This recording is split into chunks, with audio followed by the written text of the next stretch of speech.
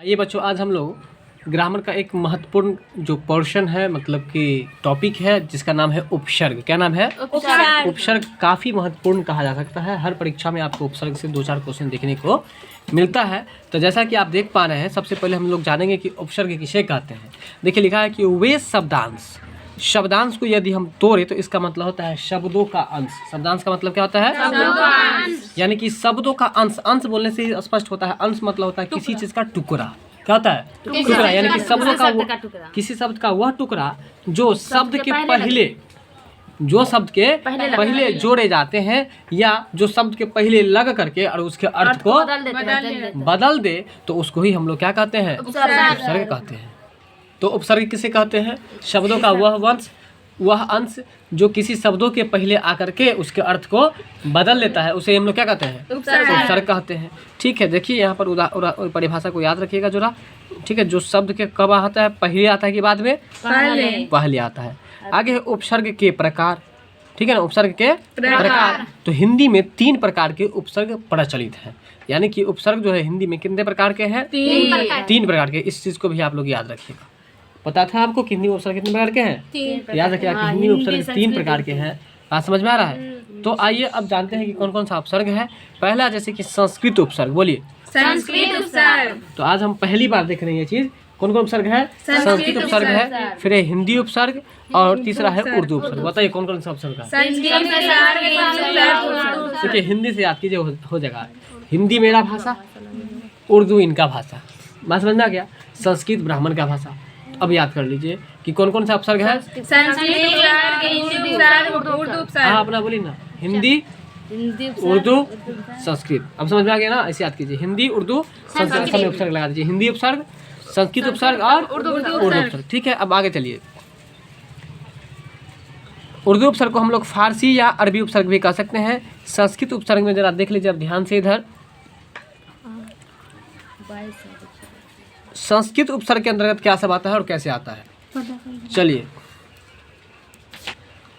चलिए तो अब है एक में आ, और आ से जो है सबसे पहले इसमें 2-4 बात आज सीखने को मिलेगा। बहुत ही मोस्ट भी टॉपिक है। जरा इधर होइए, आप इधर होइए, सामने आइए, इसको थोड़ा इधर कीजिए। ठीक है, यहाँ पर आप सबसे पहले एक चीज याद कीजिए कि आ जो होता है, शुरुआत में यदि कहीं पर आ लगा हो, कहाँ चीज? शुरुआत में यदि आ लगा हो तो आ का मतलब होता है उल्टा या तक होता है। बोलिए। उल्टा या तक। जैसे कि देखिए, आगमन। क्या होगा? आगमन। तो आ और गमन, जरा तोड़िए इसको, चीजों को समझिए, बहुत मस्त ये है। आगमन, गमन मतलब क्या होता है आप बताइए? गमन मतलब चले जाना। जैसे स्टेशन पर गाड़ी रुकी हुई थी और गाड़ी निकल गया, मतलब गमन कर गया। लेकिन आ यदि लग गया तो आ से क्या होता है? आ का मतलब उल्टा। आ का मतलब उल्टा। तो अब बताइए, आगमन को अगर पूरा शब्द जोड़े हम, गमन मतलब क्या था? चले जाना। और आगमन को पूरा जोड़ देता, आगमन मतलब क्या होता है? आने वाला। नहीं कहते? आज हमारे मुख्य अतिथि के रूप में नीतीश कुमार जी का आगमन होने जा रहा है। तो आगमन मतलब क्या हुआ? आने वाला। बात समझ में अभी भी आया कि नहीं आया? तो आगमन मतलब आने वाला। तो देखिए, आ जब लगा है तो इसका मतलब है कि गमन का उल्टा हो जाएगा। गमन का उल्टा हो जाएगा, इसलिए आ का मतलब उल्टा हो गया, और दूसरा तक भी होता है। बात समझ में आ गया? चलिए, अब है कि आगमन से कौन कौन सा उपसर्ग बनेगा उसके बारे में जरा हम जानते हैं। जैसे कि यह सबसे पहले आगमन, आ से बनेगा कौन कौन सा शब्द बनेगा? तो देखिए, आगमन बनेगा और दूसरा बन जाएगा आपको आजन्म। अगर आपसे पूछ दे कि आजन्म कौन सा समास है? अवयवी भाव समास। बिल्कुल सही। आजन्म जो है वह अवयवी भाव समास है। ठीक है, और आ का मतलब क्या होता है बताइए? आ का मतलब 2 अर्थ होता है। एक होता है उल्टा और एक होता है तक। क्या सब होता है? एक होता है उल्टा और एक होता है तक। बात समझ में आ रहा है? और आ से कौन कौन सा शब्द बनता है? आगमन बनता है और आजन बनता है। बात समझ में आया? तो अब जरा ध्यान दीजिए, आजन्म में यदि जन्म को तोड़ दे और आ को अलग कर दे तो जन्म का मतलब क्या होता है? जन्म लेना। ठीक है, तो याद रखिएगा आप लोग कि आ से जो उपसर्ग ये शब्द है, कौन कौन सा शब्द में आ उपसर्ग लगा हुआ है? आगमन में, और दूसरा आजन्म। क्या सब शब्द है? आजन्म कौन सा समास है? अवयवी भाव समास। फिर कैसे याद रखिएगा? अ से अवयवी भाव समास, अ से आजन्म। ठीक है, अब चलिए, अप है। अप जो है, अप का मतलब क्या होता है? देखिए, अप का मतलब होता है बुरा और दूसरा होता है हीन। क्या होता है? बुराहीन। अप का मतलब क्या होता है? बुराहीन। अप का मतलब होता है एक बुरा होता है और दूसरा क्या होता है? हीन होता है। ठीक है, तो अब देखिए एक बात बताते हैं। जैसे हम बोलते, आपको पूछते हैं कि उपकार का उल्टा क्या होगा? अपकार। तो अपकार में अप लगा तो इसका मतलब है उपकार आप किसी को कर दिए, मतलब अच्छा काम कर दिए, और अप लग गया मतलब कि खराब की जो यहाँ पर बात हुई कि नहीं, उपकार और अपकार। जैसे कोई दवा आप पीते हैं, वो आपको अच्छा नहीं करता है, मतलब फ़ायदा नहीं करता, उसको अपकार ही कर जाता है ना। तो अपकार मतलब क्या हो गया? जो आपके लिए उपयोगी नहीं हुआ। तो अप मतलब क्या हुआ? बुरा हुआ या हीन हुआ। आपका मतलब क्या हुआ? बुराहीन। बुरा हुआ या हीन हुआ। ठीक है, अप मतलब बुरा हुआ या हीन हुआ। ठीक है, तो अब से कौन सा शब्द बनेगा बताइए? अपकार। अपकार। अब से क्या बनेगा? अपकार। अपकार बनेगा। अब चलिए आगे। अनु का मतलब क्या होता है? अनु का मतलब होता है आपको पीछे। अनु का मतलब क्या होता है? पीछे। अनु का मतलब क्या होता है? पीछे होता है। ठीक है, अब जरा ध्यान दीजिए, अनुज में लगा हुआ है अनु। तो अनुज मतलब क्या होता है? छोटा। जो पीछे जन्मा हो, जो पीछे जन्मा हो। इसलिए याद करके रख लीजिए कि अनु मतलब पीछे। मतलब अनुज मतलब जो पीछे से जन्म लिया हो, जो पीछे चलिए, तो याद रखिएगा, जो पीछे जन्मा हो। तो बताएंगे आप 3 का जवाब दे देंगे तो आपको हम मान लेंगे कि आप बच्चे हैं। ठीक है, तो बताइए कि आ का मतलब क्या होता है? आप लोग नहीं बोलेंगे, उल्टा और तक होता है। अब बताइए कि अप मतलब क्या होता है? बुरा चाहे हीन होता है। क्या होता है? बुराहीन। अब बताइए अनु का मतलब क्या होता है? पीछे। अनु का मतलब पीछे। अनु का मतलब पीछे। तो बताइए अनु। ठीक है, तो याद रखिएगा, अनुज मतलब होता है जो पीछे जन्मा हो। इसके बाद है अनुचर। देखिए अनुचर है, ठीक है। अब इसके बाद तो याद रखिएगा कि अनु उपसर्ग से तो याद रखिएगा, ठीक है। तो याद रखिएगा कि अनु से जो बनेगा शब्द वो बनेगा अनुज, अनुचर, और इसके बाद बनेगा अनुगामी। क्या सब बनेगा बताइए? अगर आपसे पूछे कि अनुगामी का मतलब क्या हुआ, बताइए आप लोग जरा ध्यान दीजिए। गामी मतलब होता है गमन करना, और अनु मतलब पीछे, यानी कि जो पीछे से गमन करेगा, जो पीछे से चलेगा, उसको हम लोग अनुगामी कहेंगे। तो बताइए, पीछे से चलने का मतलब ये मत समझिए कि पीछे की ओर चलेगा, तो बात चलेगा आगे की ही ओर चलेगा। ठीक है, लेकिन कहने का मतलब यदि आप 7 बजे चले हैं तो दूसरा जो है 8 बजे चलेगा, तो पीछे से चला ना। तो ये मत समझिए कि पीछे मुंह बंद कर। ठीक है, तो याद रखिएगा, ये अनुगामी मतलब पीछे से चलने वाला। इसके बाद है कि जो पीछे गमन करेगा, जैसे कि ट्रेन मान के चलिए अगर 7 बजे को निकला, एगो फिर 8 बजे निकलेगा, तो वो पीछे से चला ना। नहीं समझ में आ रहा है? अब यहाँ पर मान के चलिए इनको मन में आ जाएगा जो पीछे से, मतलब पीछे ऐसा नहीं चलेगा, ऐसा नहीं चलेगा। बस समझ में आ रहा है कि नहीं मजा? ठीक है, चलेगा आगे, ये चलेगा। अब चलिए आगे है अति से क्या सब। अति का मतलब पहले क्या होता है बताइए? अति से होता है अधिक। अति से क्या होता है? अधिक होता है। अति का मतलब क्या होता है? अधिक होता है। ठीक है, तो अति का मतलब होता है अधिक। ठीक है, तो देखिए अति से संधि विच्छेद क्या क्या बनेगा, जैसे कि अत्यंत बनेगा। अब बताइए, यहाँ पर एक चीज याद आ रहा होगा आप लोग को कि अत्यंत का संधि विच्छेद क्या होगा बताइए? अति जोड़ अंत। ठीक है, तो जो उपसर्ग हटता है वही संधि विच्छेद में भी चला आता है। तो देखिए अत्यंत का संधि विच्छेद क्या होगा? अति जोड़ अंत। और देखिए अति उत्तम का क्या होगा बताइए? अति जोड़ उत्तम। बात मतलब अति अलग कर दीजिए। ठीक है, तो अति से क्या सब बना? और अति उत्तम। ठीक है, अब आगे चलिए अ है। अ का मतलब पहले से बताते आ रहे हैं। अ का मतलब क्या होता है?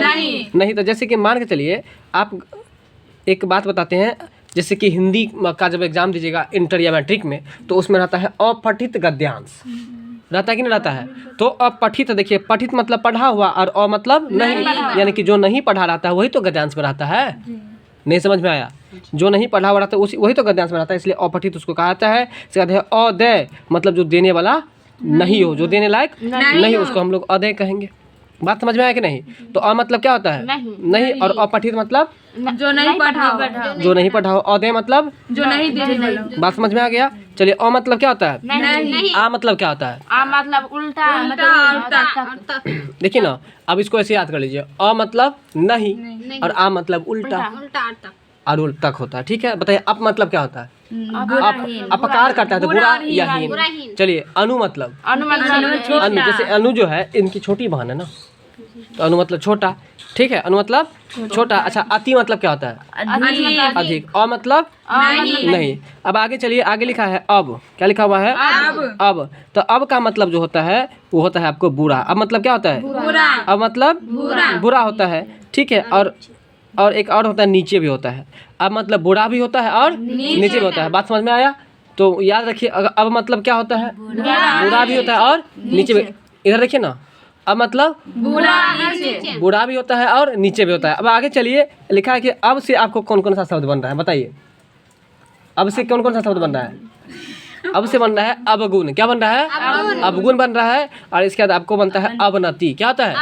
तो बताइए कि अवनति का उल्टा क्या होगा? उन्नति होगा। क्या होगा? उन्नति। बताइए कि अवगुण का उल्टा क्या होगा? गुण। गुण क्या होगा? गुण का अवगुण होगा, ठीक है ना। और सद्गुण का दुर्गुण हो जाएगा। बात समझ में आ गया? तो बताइए कि अब का मतलब क्या होगा? अब बुरा या नीचे, ठीक है। अब आगे चलिए, अब लिखा है उत। तो उत का मतलब होता है ऊपर की ओर। उत मतलब क्या होता है? तो देखिए उत्थान में, उत्थान मतलब क्या होता है? ऊपर की ओर उद्भव होना, विकास होना। तो वही है, उत जैसे लगा रहे कहीं पर, तो इसका मतलब होता है ऊपर की ओर, ठीक है। तो उत्कर्ष है, ठीक है। उत से क्या से बनेगा? उत्कर्ष बनेगा और उन्नति बनेगा। उत से क्या से बनेगा? तो बताइए कि उन्नति का संधि विच्छेद क्या होगा?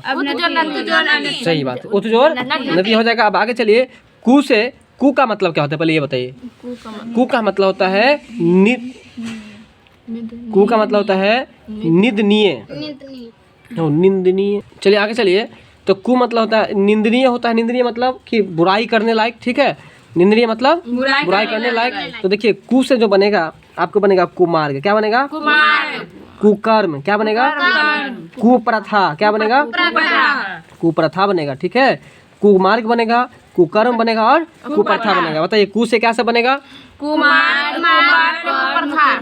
ठीक है, कु से बनेगा आपको मतलब कुमार्ग, कुकर्म और कुप्रथा, ठीक है। अब चलिए दू से क्या बनेगा बताइए। दू से कठिन बनेगा। दू से होता है कठिन या बुरा, जैसे दुख, ठीक है। तो दुख के समय आपको बुरा परिस्थिति आ जाता है ना, और कठिन परिस्थिति आता है। इसलिए याद कर लीजिए कि दू से जो होता है वो क्या सब होता है? कठिन होता है और बुरा। कठिन होता है और बुरा। चलिए अब दुर्बल का संधि विच्छेद क्या होगा बताइए? नहीं, दुह जोर बल। क्या होगा? दुह जोर बल होगा, ठीक है। अब आगे चलिए, दुर्गम का संधि विच्छेद क्या होगा? दुह जोरगम। क्या होगा? दुह जोरगम होगा। अब चलिए दुर्दशा का क्या होगा? दुह जोरदशा, ठीक है। तो अब बताइए कि दुह का मतलब क्या होगा? कठिन या बुरा। कठिन या बुरा होगा। अच्छा दुह से क्या सब बनेगा शब्द बताइए? दुह से बनेगा दुर्बल, दुर्गम और दुर्दशा, ठीक है। अब आगे चलिए, नी से क्या बनेगा बताइए? नी से बनेगा रहित। रहित मतलब नहीं, जहाँ नहीं हो। रहित मतलब जैसे कि निर्बल, तो जिसको बल नहीं हो। निर्धन, जिसको धन नहीं। अब समझ में आया? तो नी मतलब क्या होता है? ठीक है। तो निर्बल, जैसे हम लोग होते हैं निर्लज, निर्लज्जा, तो इसका मतलब क्या हुआ? जिसको लाज नहीं है। बात समझ में आया? क्या समझ में आया? चलिए पर से क्या से बनेगा बताइए? पर मतलब होता है अतिशय या बुरा होता है। पर मतलब क्या होता है? अतिशय या बुरा होता है। तो पर से बनता है प्रबल, प्रदेश, प्रभाव। बोलिए। चलिए पहले आप लोग कितना बताइए, अप का मतलब क्या होता है? चलिए अब है उपसर्ग में आगे वी। वी का मतलब क्या होता है?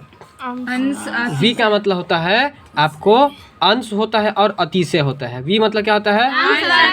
अंश और अतिशय। वी का मतलब क्या होता है? अंश होता है और अतिशय होता है, ठीक है। अब वी से क्या से बनता है बताइए? वी से वियोग बनता है, विनर्म बनता है और विभाग बनता है। बताइए वी से क्या से बनेगा? वियोग, विभाग और विनर्म। बताइए फिर से याद कीजिए, वी से, ठीक है, याद रखिएगा। अब चलिए सौ से क्या से बनेगा? सौ का अर्थ होता है एक ही, जैसे कि आप लगाते हैं कि समान। समान मतलब सब बराबर, ठीक है। तो इसलिए एक ही नहीं, एक ही आंख से देखना मतलब बराबर देखना, ठीक है। तो सौ से, सौ का मतलब होता है एक ही या एक सा। सौ का मतलब क्या होता है? एक ही होता है या एक सा होता है, ठीक है। अब चलिए सौ का अगर एक ही होता है और एक सा होता है तो सौ से क्या से बनेगा? ठीक है, तो स्व से बनेगा स्वर्ण, कैसे बनेगा स्वप्रेम, बोलिए सप्रेम बनेगा, इसका सगोत्र कैसा बनेगा सगोत्र बनेगा, कैसा बनेगा स्वर्ण स्वप्रेम और सगोत्र, स्वर्ण स्वप्रेम और सगोत्र बनेगा, स्वर्ण स्वप्रेम और सगोत्र बनेगा। ठीक है, स्वर्ण है, स्वप्रेम है और सगोत्र है। बात को समझ में आया? अब चलिए सु का मतलब क्या होता है? अच्छा। सु का मतलब होता है अच्छा। सु का मतलब क्या होता है? अच्छा। सु का मतलब अच्छा। और सु से जो बनता है वो कैसे बनता है? सुगंध और सुअक्षर। कैसे बनता है? सुगंध और सुअक्षर, सुगंध और सुअक्षर। तो सु से होता है सुगंध और सुअक्षर, सुगंध और सुअक्षर, सुगंध और सुअक्षर। चलिए परा का क्या होगा बताइए? उल्टा पीछे। परा से होता है उल्टा या पीछे। परा का मतलब होता है उल्टा या पीछे। ठीक है, परा का मतलब क्या होता है? उल्टा या पीछे होता है। और परा से जो बनता है वो कैसे बनता है? ठीक है, पराजय। देखिए अब परा तो देखिए बिल्कुल आसान है, याद रह जाएगा। देखिए पराजय में जय लगा हुआ है और जय मतलब जीत होता है। अब परा लग जाएगा तो परा मतलब जय का उल्टा क्या होता है? जीत का उल्टा क्या होता है? हार। तो वही बात है, जय का उल्टा पराजय। तो इसलिए याद कर लीजिए कि परा मतलब क्या होता है? उल्टा या आपको पीछे भी होता है। ठीक है, तो परा से कैसे बना? पराजय और पराभव, पराजय और पराभव बना। बात कुछ समझ में आ रहा है? अब आगे चलिए, लिखा है ये अभी जो हम लोग पढ़े थे वो था आपको संस्कृत का अवसर। अब जो हम लोग पढ़ने जा रहे हैं वो है हिंदी का अवसर। तो हिंदी के उपसर्ग में देखिए कैसे। चलिए आगे है हिंदी के उपसर्ग। हिंदी के उपसर्ग में जो है आपको देख लीजिए। चलिए अब हम बात करते हैं हिंदी में उपसर्ग का, ठीक है ना। तो देखिए अ है और अ का मतलब जो होता है हिंदी में, यानी कि हिंदी उपसर्ग संस्कृत उपसर्ग में कुछ कुछ बात में अंतर है। जैसे कि देखिए यहाँ भी अ है, वहाँ पर अ का मतलब नहीं था। और यहाँ पर अ का मतलब निषेध है। तो देखिए निषेध का मतलब वही होता है और नहीं का मतलब वही होता है। लेकिन हिंदी में पर्सनली अर्थ अलग कर दिया, तो आप लोग हिंदी और संस्कृत का दोनों का अलग अलग याद रखिएगा, ठीक है ना। तो देखिए अ का मतलब यहाँ पर होता है निषेध। निषेध अ का मतलब क्या होता है? जैसे कहीं कहीं पे लिखा रहता है नो एंट्री। क्या लिखा रहता है? No entry. तो नो एंट्री का मतलब होता है हाँ, मतलब कि आप वहाँ पर जाना आपका वर्जित है, निषेध है। बात समझ में आ रहा है? तो अ मतलब क्या होता है? निषेध होता है। और अ से जो उपसर्ग बनता है वो क्या होता है? अथाह होता है। उसको अ से जो शब्द बनता है वो क्या होता है? अथाह होता है और अवर्जित होता है। बोलिए इसको याद कर पड़ेगा। अ से क्या होगा? अ से अथाह होगा और अवर्जित होगा। अ से क्या होगा? अथाह और अवर्जित होगा। ठीक है, अब जरा ध्यान दीजिए आप लोग। अथाह को यदि तोड़ते हैं तो देखिए अ अलग हो जाएगा, था अलग हो जाएगा। था मतलब क्या होता है? कोई पोजीशन मिलना। जैसे आप पोखर में नहाने के लिए जाते हैं तो बोलते हैं था ही नहीं मिल रहा है, कहाँ पर है, मतलब नहीं बोलते हैं। नहीं तो अगर गड्ढा को बताता क्या बोलते हैं? अथाह है, बोलते हैं कि नहीं बोलते हैं? तो अथाह मतलब जहाँ पर था नहीं मिले। बात समझ में आ रहा है? जहाँ पर स्थान नहीं मिले, ठीक है, तो वो अथाह हो गया। इसलिए निषेध मतलब अ से जो उपसर्ग शब्द बनेगा वो अथाह हो जाएगा। फिर है अवर्जित। अवर्जित मतलब जहाँ वर्जित नहीं हो। वर्जित मतलब जिसका वर्जित नहीं हो, जहाँ वर्जित नहीं हो। ठीक है, अब चलिए अन का मतलब क्या होता है? रहित। अन का मतलब होता है रहित। जैसे कि देखिए अनजान, जरा इसको देखिए आप लोग, इस ये ज़्यादा आपको दिमाग में बैठाएगा बात को। अनजान में जान लगा हुआ है, तो आप यदि किसी को जानते हैं इसका मतलब आप सही में जानते हैं। और जब अन लग गया मतलब आप उसको नहीं जानते। तो इसलिए याद रखिएगा कि अन मतलब हो जाएगा रहित। रहित मतलब क्या होता है? नहीं होता है ना। इसलिए अनजान मतलब समझ में आ गया होगा। अन को तोड़ेंगे तो अन मतलब रहित यानी कि नहीं, और जान मतलब जिसको आप जानते नहीं। ठीक है, अब है अनमोल, मतलब जिसका मोल ही नहीं है। जैसे विद्या का कोई मोल नहीं है। शिक्षक से पढ़ते हैं लोग, कितना दे देते हैं पैसा? 500 का महीना, 1000 का महीना देता है। लेकिन बताइए शिक्षा का कोई मोल है? नहीं है, मतलब कि अनमोल है। अनमोल मतलब जिसका कोई मोल नहीं हो। बात समझ में आ गया? बताइए अध। अध का अर्थ क्या है? आधा। अध का अर्थ क्या है? आधा है। और इसका अर्थ से जो उपसर्ग बनेगा वो क्या बनेगा? अधमरा। क्या बनेगा? अधमरा बनेगा। ठीक है, क्या बनेगा? अधमरा। फिर क्या बनेगा? अधपका। क्या बनेगा?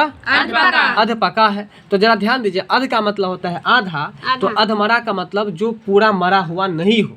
जैसे सांप सबको मारते हैं तो हम लोग क्या कहते हैं कि इसको जिंदा नहीं छोड़ना चाहिए, आधा जिंदा नहीं छोड़ना चाहिए, आधा मरा हुआ नहीं छोड़ना चाहिए। मतलब अधमरा जो पूरा मरा हुआ नहीं हो। जैसे अधपका, जैसे आप चावल बनाते हैं, चावल यदि पूरा पका नहीं तो अधपका हो गया। बात समझ में आ रहा?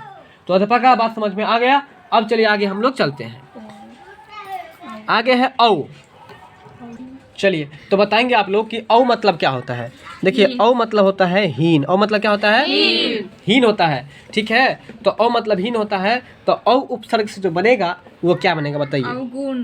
अवगुण बनेगा। क्या बनेगा? अवगुण। अवगुण बनेगा। क्या बनेगा? अवगुण। अवगुण बनेगा। इसके बाद आपको है औधर। क्या है? औधर। औधर। ठीक है, अब ये आपके लिए कुछ खास है। खास क्यों है? क्योंकि ये आप लोग नया पढ़े हैं। तो औ से क्या हो जाएगा? हीन हो जाएगा। औ से क्या होगा? हीन। और औ से क्या बनेगा? अवगुण। अवगुण नहीं बोलिए, अवगुण। क्या बनेगा? अवगुण और औधर। अवगुण और औधर।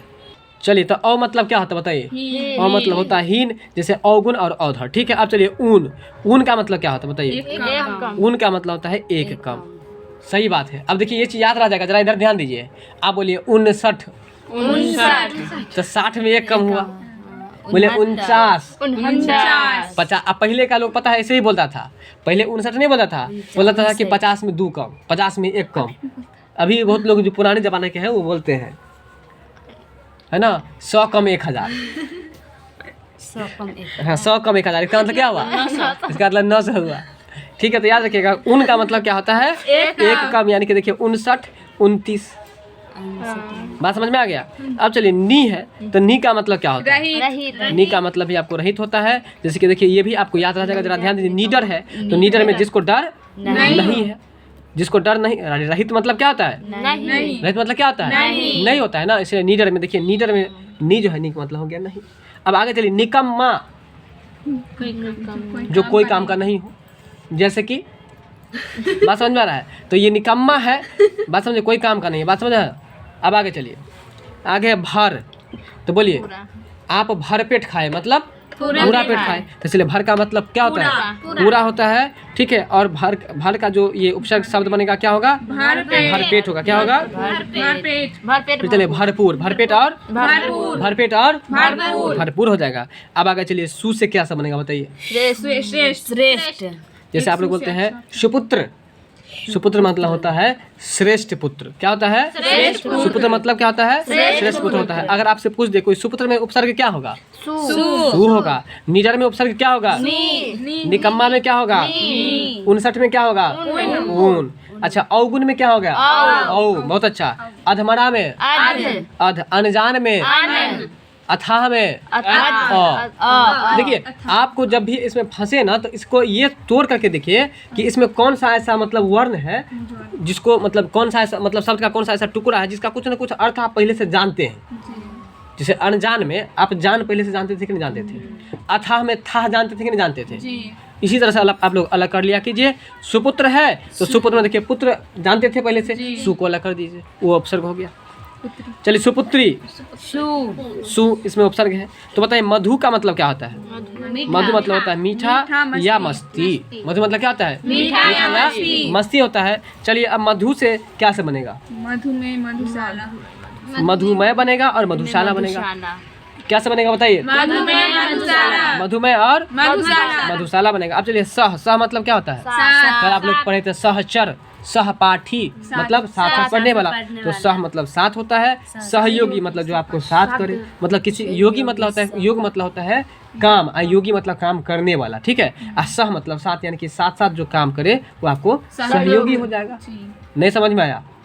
ठीक है, अब सहपाठी जो साथ साथ पढ़े आपको सहपाठी हो गया। ठीक है, यहाँ तक समझ में आ गया? तो एक बार बताइए कि हिंदी उपसर्ग में अ का मतलब क्या होता है? निषेध। अ का मतलब? चलिए अन मतलब क्या होता है? अनजान मतलब जिसको आप नहीं जानते, मतलब रहित। अन मतलब अध, आधा। औ हीन, औ का हीन। ऊन, भर का पूरा। सु का श्रेष्ठ। मधु या मस्ती। सह। चलिए बताइए तो अ से क्या सब बनेगा उपसर्ग? अथा अवर्जित। चलिए अन से क्या सब बनेगा? अनजान और अनमोल। अनजान और चलिए अध से क्या बनेगा? अधमरा और अधपका। चलिए औ से क्या बनेगा? अवगुण और औधर। चलिए ऊन से क्या सब बनेगा? 29। चलिए नी से क्या सब बनेगा? और निकम्मा। भर से क्या सब बनेगा? सू से क्या सब बनेगा? मधु से कैसे बनेगा? मधुमेह मसाला चलिए सह से कैसे बनेगा? सपाटी और सहयोगी। चलिए अब जो हम पढ़ने जा रहे हैं वो है उर्दू के उपसर्ग, और उसमें भी हम लोग देखेंगे कि किसका अर्थ क्या होता है और किससे कौन सा उपसर्ग कौन सा शब्द बनता है। तो जैसे देख लीजिए आप, कम का मतलब तो आप पहले से जानते हैं कि थोड़ा ही होता है। क्या होता है? थोड़ा। और बताइए कि कम से कौन कौन सा शब्द बनेगा? कमजोर और कम कीमत। कैसा बनेगा?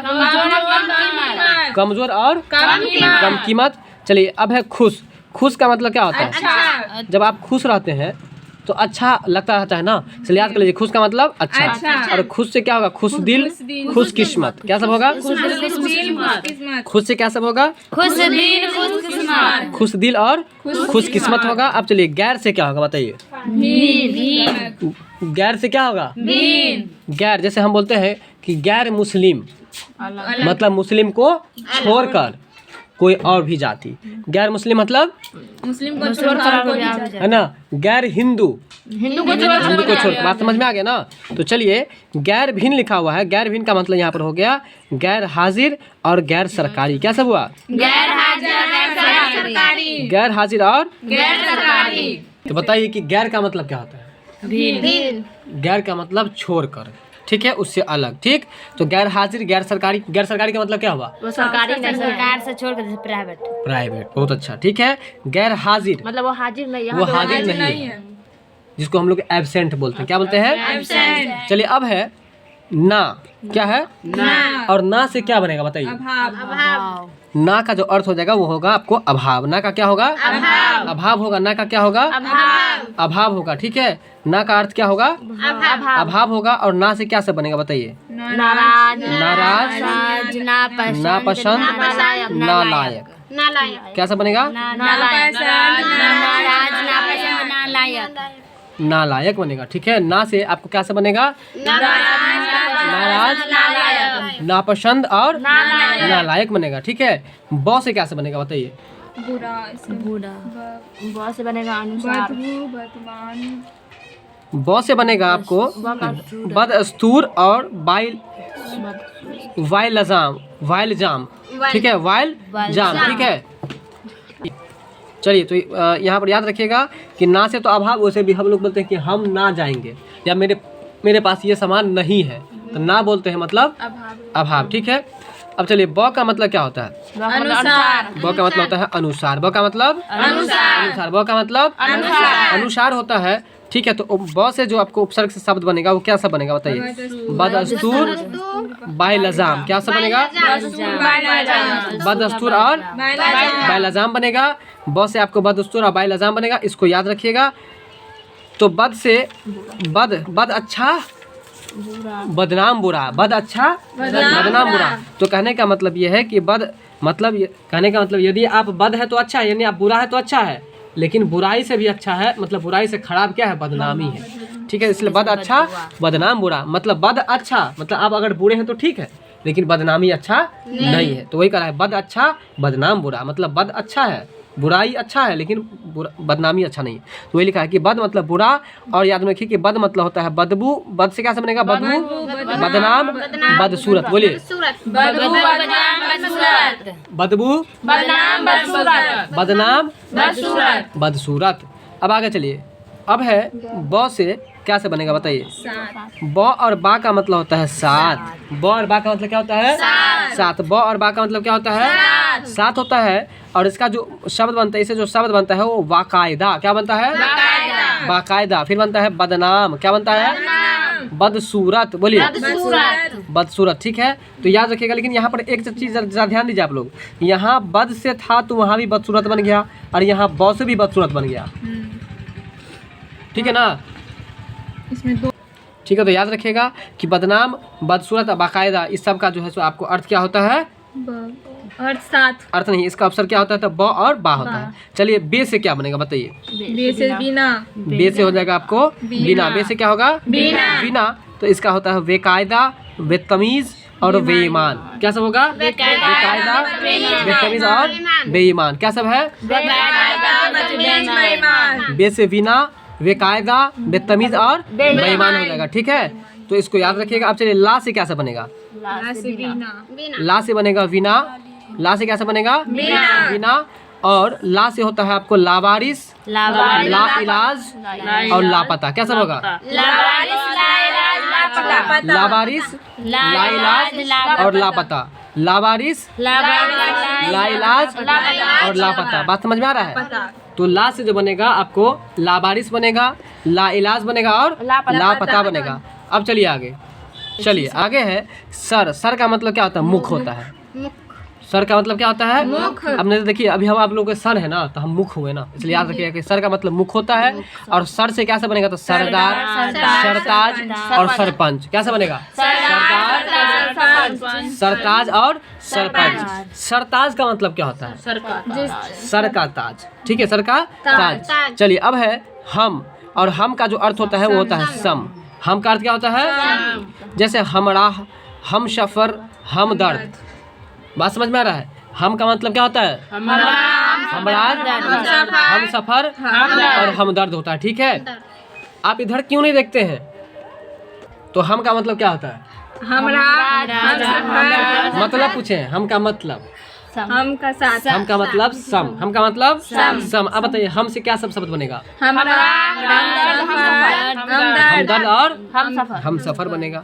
अब चलिए हर से क्या से बनेगा? प्रत्येक, हर से बनेगा प्रत्येक, है ना। हर हर हर हर का अर्थ हो जाएगा आपको नहीं कहते कि हम हर रोज पूजा करने के लिए जाते हैं, तो हर मतलब प्रत्येक दिन, यानी कि हर का मतलब प्रत्येक हो गया। तो चलिए हर रोज में अगर आपसे पूछेगा उपसर्ग क्या होगा? हर माह में क्या होगा? हर साल में क्या होगा? समझ में आ गया? तो बताइए कि उर्दू के उपसर्ग में कम का मतलब क्या होता है? थोड़ा। खुश का मतलब क्या होता है? अच्छा। गैर का मतलब क्या होता है? भिन्न होता है। ना का मतलब अभाव। ना का मतलब अभाव। अब चलिए ब का मतलब क्या होता है? अनुसार। ब का मतलब होता है अनुसार। ब का मतलब अनुसार होता है। ठीक है, अब चलिए अब बताइए बद का मतलब क्या होता है? बद का मतलब बुरा। बद का मतलब बुरा। बद का मतलब बुरा। ठीक है, अब आगे चलिए फिर ब और बा का मतलब क्या होगा? साथ हो जाएगा। ठीक है, बे का मतलब बिना। बे का मतलब बिना। अच्छा, ला का मतलब ला का मतलब ही बिना होता है। सर का मतलब मुख। सर का मतलब हम का मतलब सम। हर का मतलब हम का मतलब सम और हर का मतलब प्रत्येक होता है। ठीक है, तो अब एक बात बता दीजिए, ला से कौन कौन सा शब्द बनेगा? लावारिस, लापता और ला इलाज। ला इलाज का मतलब क्या होता है ये बताइए? जिसका कोई इलाज नहीं हो। ला इलाज मतलब जिसका कोई इलाज नहीं होगा। अब हम लोग बात करते हैं कुछ अभ्यास प्रश्न पर, जरा ध्यान दीजिए इधर। ठीक है, तो लिखा है कि अन उपसर्ग से, कौन चीज है? अन उपसर्ग के योग से कौन सा शब्द बनेगा? तो बताइए अन से क्या बनेगा? अनजान बनेगा। क्या बनेगा? अनजान बनेगा। अन से क्या बनेगा? अनजान बनेगा। तो बताइए कि अन उपसर्ग से जो क्या सब बनेगा? तो अनपढ़ भी बनेगा और अनजान भी बनेगा। ये अनबन नहीं बनेगा, अनर्थ भी नहीं बनेगा। ठीक है, चलिए अब है कि उर्दू उपसर्ग के योग से आपको बना हुआ शब्द कौन कौन सा है? तो उर्दू से जो बना है वो आपको बना है सरपंच। बिल्कुल सही है। ठीक है ना, उर्दू उपसर्ग से इसका क्या होगा? सर होगा। क्या हो जाएगा? सर इसका उपसर्ग हो जाएगा। ठीक है, चलिए अब आगे है अत्याचार में उपसर्ग कौन सा है? अत्याचार में जो उपसर्ग है वो है आपको अति। क्या है? अति। अत्याचार में उपसर्ग कौन सा होगा? अति हो जाएगा। अत्याचार में उपसर्ग कौन सा होगा? अति। देखिए अब है अपकार। अपकार में कौन सा उपसर्ग होगा? अपकार में क्या होगा? बताइए तो अप का मतलब क्या होता है? नहीं। अप का मतलब बुरा। अप का मतलब क्या होता है? अप का मतलब क्या होता है? ठीक है, तो आप लोग याद रखिए आपका मतलब बुरा या हीन होता है। ठीक है, चलिए आगे चलते हैं हम लोग। अनु उपसर्ग में कौन सा शब्द रूप बनाया जा सकता है? तो अनु मतलब होता क्या है पहले ये बता दीजिए आप। अनु मतलब छोटा। ठीक ही बताए थे ना, अनु मतलब क्या होता है? छोटा। तो अनु से जो बनेगा क्या होगा? तो अनुकरण होगा। बात समझ में आ गया? अब चलिए अवसान नामक शब्द में कौन सा उपसर्ग है? अवसान नामक शब्द में कौन सा उपसर्ग है? तो अब है। अवसान नामक शब्द में कौन सा उपसर्ग है? अब है। चलिए पराजय में कौन सा उपसर्ग है बताइए? पराजय में क्या है? परा है। पराजय में कौन सा उपसर्ग है? परा है। ठीक है, चलिए आगे है प्रति शब्द से कौन सा शब्द बनाया जा सकता है? तो क्या होगा? प्रत्येक। तो बताइए आप लोग कि प्रत्येक जो है वो कौन समास है?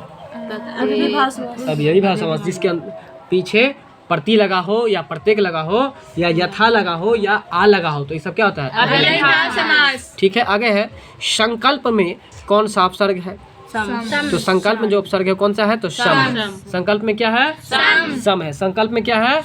सम है। ठीक है, अब आगे चलिए, लिखा है दुर्गुण। क्या लिखा हुआ है? दुर्गुण में क्या है उपसर्ग बताइए? दुर्गुण में क्या है? बात समझ में आ रहा है? तो याद रखिएगा कि दुर्गुण में ये आपके लिए VVI है। ठीक है, तो बताइए दुर्गुण में क्या है उपसर्ग? दुर। बात समझ में आ रहा है? तो याद रखिएगा दुर को। तो बताइए कि निस से क्या से? निस उपसर्ग से कौन सा शब्द बनाया जाता है? निश्चल। क्या बना जाएगा? निश्चल। अब चलिए, स्वागत नामक शब्द में आपको कौन सा उपसर्ग जुड़ा हुआ है बताइए? क्या जुड़ा हुआ है? स्वागत नामक शब्द में कौन सा उपसर्ग जुड़ा हुआ है? सु जुड़ा हुआ है। ठीक है, आप चलते हैं आगे। निम्न शब्दों में से किस शब्द में उपसर्ग लगा हुआ है बताइए? उप से हो जाएगा उपयोग। उप से क्या होगा? उप से क्या होगा? उपयोग होगा। अब आगे हम लोग चलते हैं। चलिए आगे चलिए, आगे लिखा है दुर्जन। और दुर्जन शब्द में कौन सा उपसर्ग होगा बताइए? दुर्जन में क्या होगा? दूर होगा। तो बताइए आप लोग कि दुर्गुण में क्या होगा? और दुर्जन में क्या होगा? उसमें भी आपको दूर ही होगा उपसर्ग। अब चलिए, अ उपसर्ग से बनने वाला शब्द कौन सा है? तो अ से बनेगा आपको अमूल्य। क्या होगा? अमूल्य। अ से क्या बनेगा? अमूल्य होगा। ठीक है, अत्यंत की यदि बात करें तो अति का उपसर्ग हो जाएगा अति हो जाएगा। क्या हो जाएगा? अति हो जाएगा, इसलिए ये वाला नहीं होगा। ठीक है, तो अ उपसर्ग से बनने वाला क्या है? तो केवल एक है, ये अमूल्य है। बात समझ में आया कि नहीं आया? आगे है कि किस शब्द में सु उपसर्ग लगा हुआ है? तो सु जो आगत होता है ना, सु जो आगत होता है ना, इसलिए स्वागत में आपको सु उपसर्ग है। बात समझ गए? आगे है किस शब्द में, चलिए आगे है आपको सु से कौन सा उपसर्ग लगेगा? स्वागत। अब है किस शब्द में उत उपसर्ग लगा हुआ है? तो उत से हो जाएगा आपको उत्साह। क्या हो जाएगा? उत्साह। उत से क्या होगा? उत्साह होगा। बात समझ में आ रहा है? उत से क्या होगा? उत्साह होगा। फिर आगे है मान शब्द में, किसमें? मान शब्द में उपसर्ग जुड़ने पर उसका अर्थ क्या हो जाएगा? ठीक है, तो मान शब्द में जो है उसका अर्थ, ये मान का मतलब घमंड होता है। ठीक है, और यहाँ पर जो है आपको ये क्या हो जाएगा? अभिमान। अगर मान में अभिमान जोड़ देते हैं तो उसका अर्थ क्या हो जाएगा? घमंड। ये बता रहा था कि मान शब्द में कौन सा उपसर्ग यदि जोड़ देंगे तो उसका अर्थ घमंड हो जाएगा। देखिए ये क्वेश्चन थोड़ा सोचने वाला है, जरा ध्यान दीजिए। कह रहा है कि मान में कौन सा उपसर्ग जोड़ देंगे तो घमंड हो जाएगा। बताइए, मान में यदि अब जोड़ दें हम तो क्या हो जाएगा? अवमान। अवमान से क्या उसका अर्थ घमंड होगा? देखिए, अपमान से क्या उसका अर्थ घमंड होगा? सम्मान से उसका अर्थ घमंड होगा, लेकिन अभिमान से उसका अर्थ घमंड जरूर होगा। चलिए आगे है कि निम्नलिखित शब्द में से कौन सा परा उपसर्ग से नहीं बना है? तो देखिए, परा से कौन नहीं बना है? पराक्रम बना है, पराजय बना है, जबकि पराजय यहाँ पर गलती है।